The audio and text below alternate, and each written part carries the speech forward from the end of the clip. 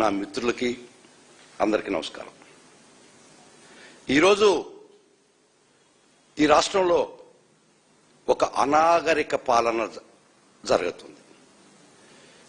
మనసులో బాధేస్తుంది. As a legal officer who worked as a top legal officer the state once, ఇంత అరాచకాలు కళ్ళ ముందర జరుగుతున్నా కూడా దీన్ని అడ్డుకట్ట వేయలేకపోతున్నావా, వేయలేమా అనేది ప్రతిరోజు మదన పడే సమస్య.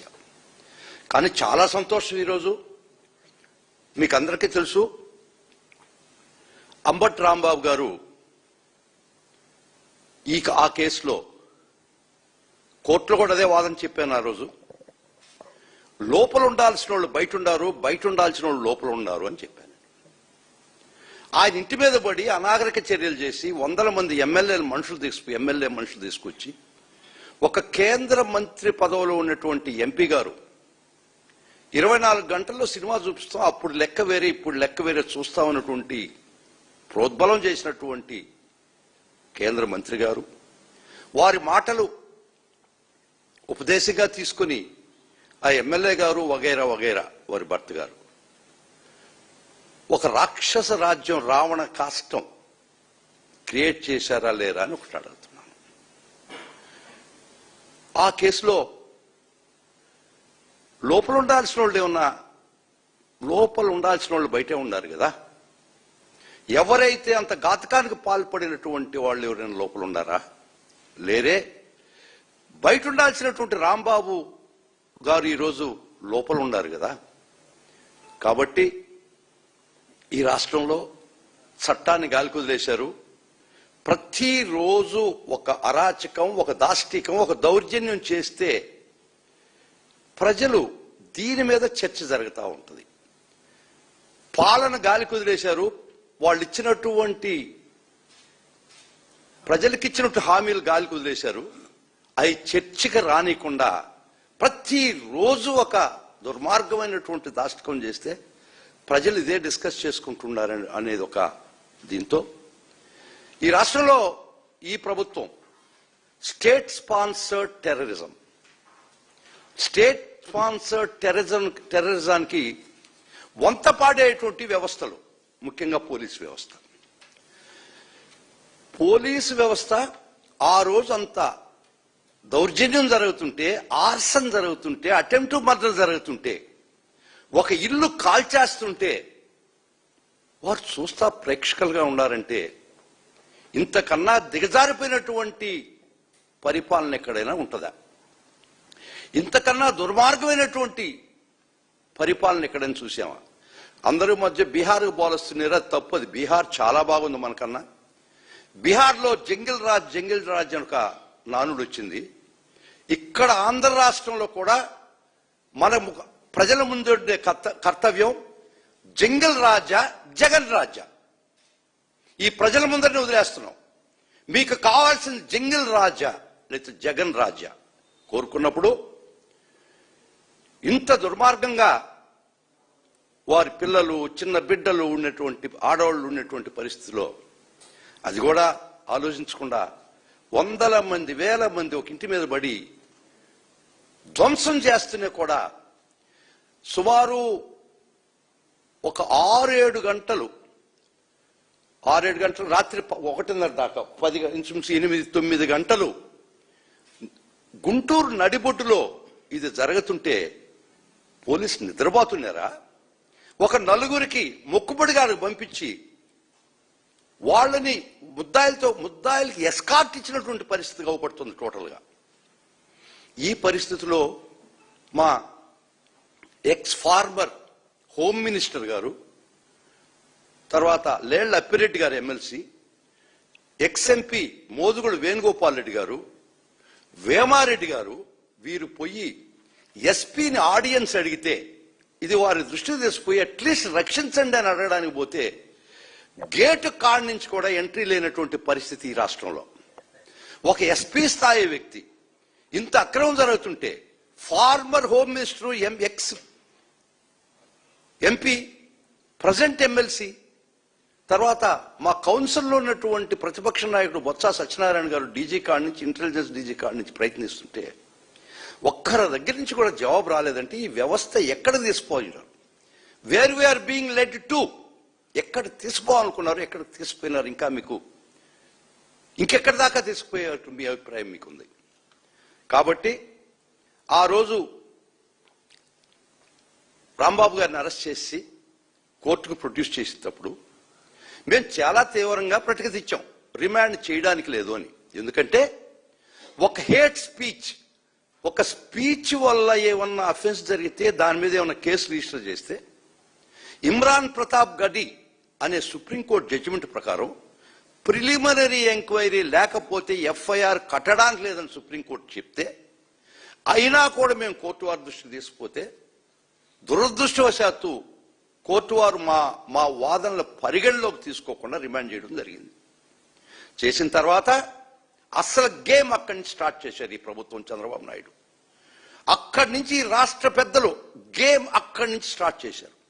కరెక్ట్గా 1వ తేదీ నుంచి 2వ తేదీ దాకా 36 కేసులు అక్రాస్ ది స్టేట్, ప్రతి పోలీస్ స్టేషన్ రాష్ట్రంలో 2 రోజుల్లో 36 కేసులు అంబటి రాంబాబు గారి మీద రిజిస్టర్ చేశారంటే వాళ్ళ రాక్షసత్వం, ఒక వర్గం మీద దాడి, ఒక వ్యక్తి మీద కక్ష, ఒక వ్యక్తి మీద పగ.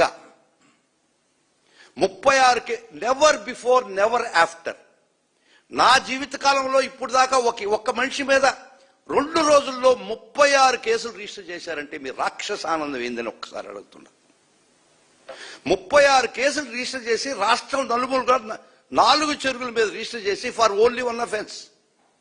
ఒక్క offence Nallapadu PS crime number 76 కింద రిజిస్టర్ అయినటువంటి ఒక్క అఫెన్స్ కి రాష్ట్రం నలుమూలల అదే కంప్లైంట్ పెట్టి కేసు రిజిస్టర్ చేయడం జరిగింది. చాలా స్పష్టంగా సుప్రీంకోర్టు ఏం చెప్తుందంటే ఒక ఎఫ్ఐఆర్ ఒక కాగ్నిజబుల్ అఫెన్స్ లో రిజిస్టర్ అయితే ఇంకా ఎక్కడ అటువంటి ఎఫ్ఐఆర్ రిజిస్టర్ కావడానికి లేదు. రిజిస్టర్ కాకుండా పోయినా ఆ కంప్లైంట్ ఇచ్చిన వాళ్ళు ఎఫ్ఐఆర్ రిజిస్టర్ చేయకుండా సాక్షిగా విచారించమని ఈ ఆనరబుల్ జస్టిస్ బిఆర్ గవాయ్ గారు, వినోద్ చంద్రన్ గారు 2025 సుప్రీంకోర్టు వారి తీర్పు. తర్వాత మొహమ్మద్ జుబేర్ ఈ కేసులో ఏం చెప్తుందంటే ఒక ఇన్సిడెంట్ మీద మల్టిపుల్ ఎఫ్ఐఆర్స్ చేయడానికి లేదు. ఇంకోటి టిటి యాంథోనీ ఈ కేసులో కూడా సుప్రీంకోర్టు ఏం చెప్తుందంటే ఒకసారి ఒక ఎఫ్ఐఆర్ రిజిస్టర్ చేసిన తర్వాత అదే విషయం ఇంకో కేసు ఎఫ్ఐఆర్ రిజిస్టర్ చేయడానికి లేదని చెప్పినా కూడా సుప్రీంకోర్టు చెప్పినటువంటి తీర్పు గాలికి వదిలేశారు. కానీ ఆర్టికల్ 141 ఆఫ్ ది కాన్స్టిట్యూషన్ ప్రకారం సుప్రీంకోర్టు ఇచ్చిన తీర్పు ఈ దేశంలో ప్రతి ఒక్కరూ బైండింగ్ అని ఆర్టికల్ 141 చెప్పినా కూడా ఈ రాష్ట్రంలో ఈ ప్రభుత్వానికి కాన్స్టిట్యూషన్ 141 లేదు. ఈ సుప్రీంకోర్టు జడ్జిమెంట్లు పనికిరావు, లెక్క చేయరు, ఖాతరు చేయరు. 36 కేసులు మీరు రిజిస్టర్ చేశారంటే అది ఈరోజు మా ప్రతి ఒక్క మిత్రుడు లీగల్ టీంలో ప్రతి ఒక్క advocate who belongs to YSRCP legal team ఒక సైనికుడుగా సుదర్శన్ రెడ్డి గారి ఆధ్వర్యంలో పనిచేశారు.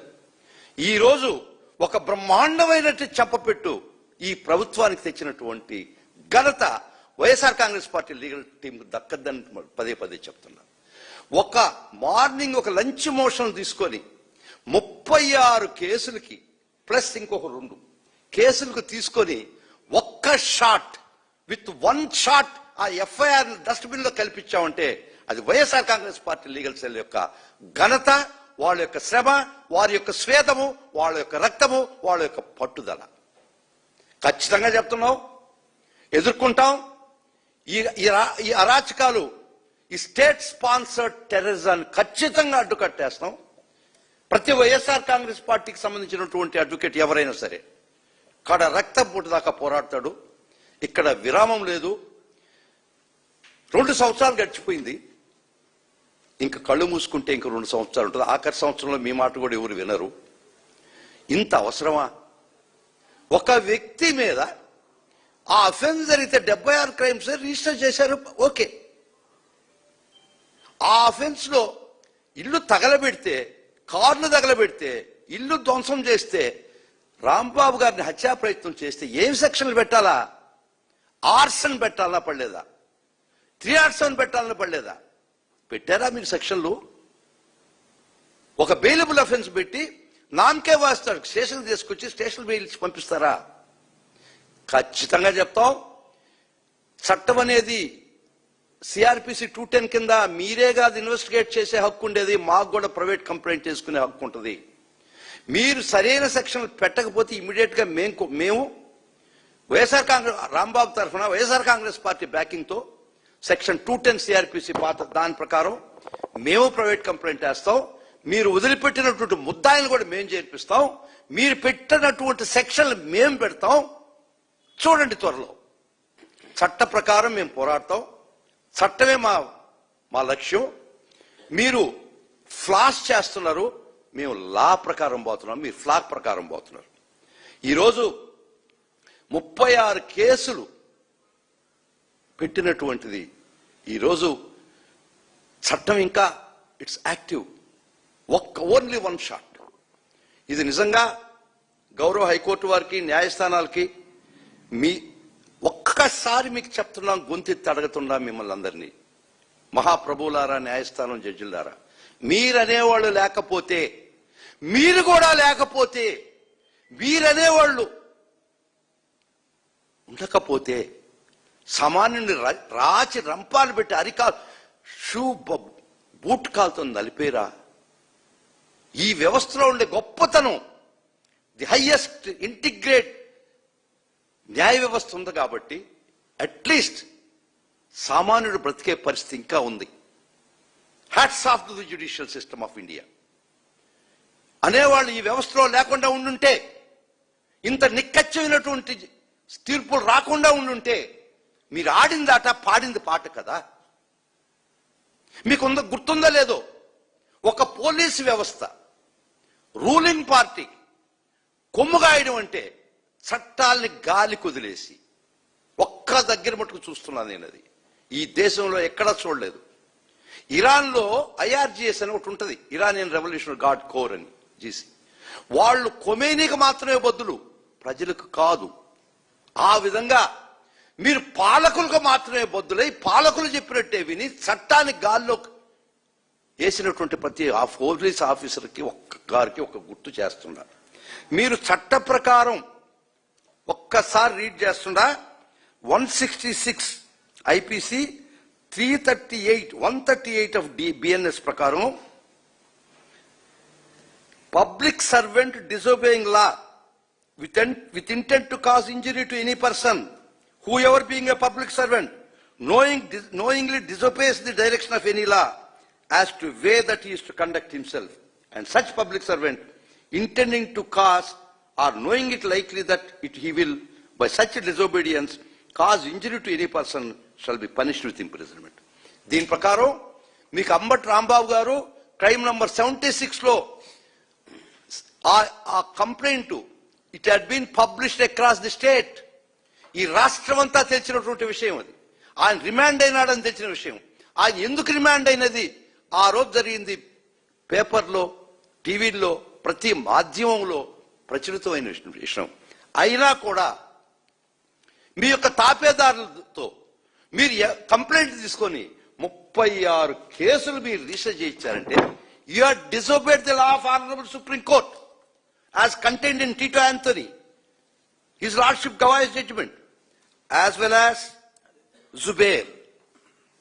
Mere law, as per Article 141, it is binding on you and me in the entire country. So knowingly fully well that you are not supposed to register the case, you have violated the law and registered the case to cause injury to Ambat Rambabu. We are also pursuing that. మేము ఖచ్చితంగా దీన్ని take it to logical end. And ఒకవేళ మేము remand కూడా challenge చేశాం. ఆ remand challenge చేసేటప్పుడు కూడా కొన్ని తప్పిదాలు దొరికాయి కాబట్టి రిమాండ్ అప్పుడు దాన్ని కూడా మేము we're taking to logical end. ఎవరైనా మేము it is under our examination. ఆ కోర్టు తీర్పు సరిగా లేదు చట్ట ప్రకారం అనుకుంటే వారి మీద కూడా కంటెంప్ట్ చేయడానికి సిద్ధంగా ఉన్నాం. ఎందుకంటే now or never, once for all, it's enough. It is enough forever. We will not allow the law to be plundered by you people. చట్టాన్ని మీ ఇష్టం వచ్చినట్టు, ఇష్టం వచ్చిన రీతిలో, ఇష్టం వచ్చిన వ్యక్తిని మీరు పర్సిక్యూట్ చేస్తుంటే ఇది persecution to the peak. Persecution to the peak, that is the state of affairs in Andhra Pradesh. కాబట్టి ఖచ్చితంగా విల్ టేక్ సీరియస్ యాక్షన్. ముఖ్యంగా ఇంకా సంతోషకర విషయం, ఈరోజు ఆ క్రైమ్ నంబర్ 76 అనే కేసులో వాళ్ళు మన పోలీస్ కస్టడీకి పిటిషన్ వేయడం జరిగింది. బెయిల్ ఇవ్వకూడదని పిటిషన్ వేస్తూ, కౌంటర్ వేస్తూ ఆ పోలీస్ కస్టడీకి పిటిషన్ వేయడం జరిగింది. మన శుక్రవారం చాలా తీవ్రమైన ఆర్గ్యుమెంట్ జరిగింది, మార్నింగ్ టు ఈవినింగ్. ఈ రోజు గౌరవ మ్యాజిస్ట్రేట్ వారు వేసినటువంటి పోలీస్ కస్టడీ తిరస్కరిస్తూ అంబటి రాంబాబు గారికి ఆ ఒరిజినల్ ఫస్ట్ కేసులో బెయిల్ మంజూరు చేసిందని చెప్పడానికి చాలా సంతోషపడుతున్నాను. This is a news. ఇది ఈ రాష్ట్ర ప్రజలకు ఒక భరోసా, ఒక అండ. ఎందుకంటే ఈ ప్రభుత్వం ఎవరిని హింసించాలనుకున్నా, ఎవరిని కాలరాయాలనుకున్నా, ఏ వ్యవస్థ మీకు అడ్డురాదు అనే ఫీలింగ్ నుంచి తప్పించడానికి మేము చేసినటువంటి ప్రయత్నం. చాలా చాలా సంతోషం. ఈరోజు అంబటి రాంబాబు గారికి ఆ కేసులో, ఒరిజినల్ కేసులో, ఫస్ట్ కేసులో, క్రైమ్ నంబర్ 76 నల్లపాడు పిఎస్లో వారికి బెయిల్ రావడం జరిగింది. వారు వేసినటువంటి పోలీస్ కస్టడీ పిటిషన్ తిరస్కరించడం జరిగింది. మరలా చెప్తుండా, ఇప్పుడు ప్రజల ముందు ఛాయిస్ ఒకటే, జంగిల్ రాజా, జగన్ రాజా. సెలవు తీసుకుంటున్నా.